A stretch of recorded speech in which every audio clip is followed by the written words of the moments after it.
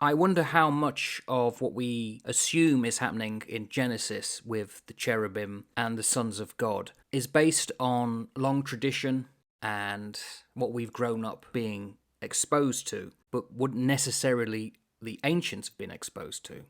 I wonder if it's the same or there's a difference.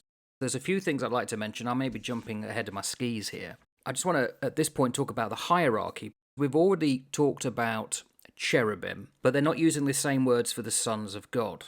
Because I believe, and I'm happy to be told I'm wrong, the Bible doesn't really talk about much of a hierarchy. There is archangels and angels, and I think there is the Ishim, the lowest man-like level of angels that supposedly appear to prophets. But the hierarchy that we have is really a product, as far as my research says, of Thomas Aquinas in his Summa Theologica, or Theologica, because he mentions the choirs, doesn't he, the three hierarchies, and supposedly he got that from Dionysius, who was a Neoplatonist philosopher.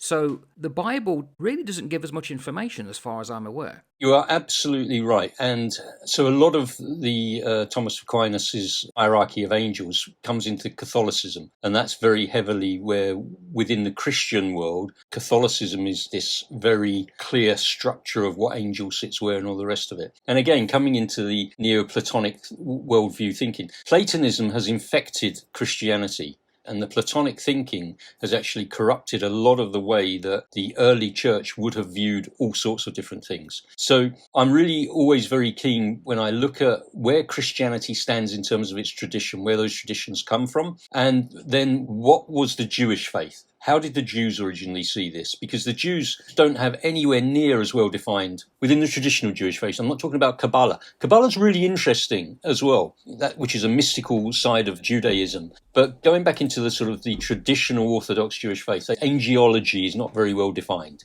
Nowhere near as well defined as Catholicism, nowhere near as well defined as Kabbalah. But within the Tanakh, as I understand it, and from my research anyway, there's only two names of angels that are ever mentioned in the Tanakh. And that is Michael, who is like God.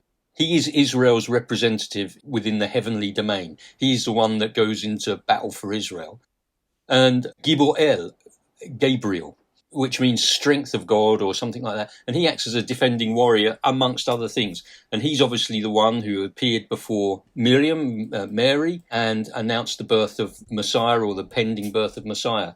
He's that angelic being that brings forth that message. So as I understand it within the Tanakh, you have only got Michael and you've only got Gabriel who are named. Now, that doesn't mean to say that they are the only two angels. That's not what I'm saying. They're the only two that are named for us. And then the rest of it is drawn out of a whole mishmash of different things. And let's say Thomas Aquinas, he picked up on that for the Catholic view of it.